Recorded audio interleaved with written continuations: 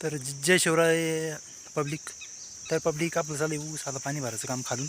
आपण टाकणार ऊसाला ठिबक, कारण की खालून काही आता जमवलं नंतर बिबट्या बापट्याचे अनुषंगाने किंवा दुसऱ्या कामाच्या याच्यामुळं खालून काही पाणी भरायला जमणार नाही. त्याच्यामुळं त्याला ठिबक टाकणे अनिवार्य आहे. ठिबकच टाकून देऊ. ठिबक टाकल्यावर टेन्शन नाही राहणार पाणी भरायचं बी. कारण की इकून ज्या काठाच्या 4-5 फॅरे दिसू याला पंप पडल्या याला इकून चुन खडवावर आहे. इकून बी काही निघेल नाही.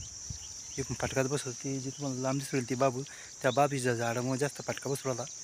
तरी आता सूर्य इकून आली मग सावली तिकडे चालली नाही, तर सावलीनं जास्त बाद होण्याची जास्त तीव्रता राहते, शक्यता राहते. ऊस तरी इकडं ऊस एकदम भारी आहे. इकडं काही अडचण नाही ऊसाला. तरी आपण टमाटे बी लागवड करायची आहे. टमाटे लागवड केल्यावर ऊसाला थोडं थोडं पाणी भरून घेऊ, पाऊस जर नाही आला तर. आणि तिकडले जे ऊस आपला त्याला बी आपण ठिबक टाकून घेणार आहे. ठिबक टाकलं नाही तर त्याला ते खालून पाणी काही शक्य नाही, कारण की ते वावर बी चुनखड वावरच आहे.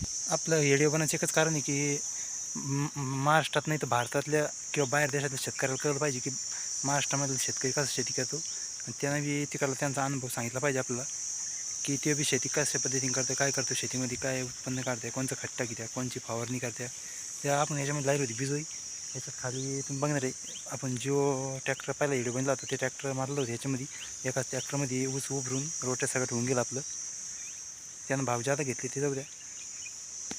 पाणी आत्ता 1-1.5 वाजता लावलं होतं आपण. सकाळी काही इकडे येऊन पाहिलं नव्हती, पण ऊस सुकत होता.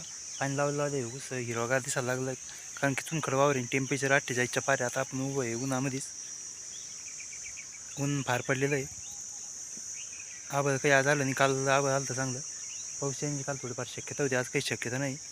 त्यांचं म्हणणं आहे अजून काही 4 दिवस केरळमध्ये मोसम दाखल होणार नाही, हवामान खात्याचं म्हणणं आहे.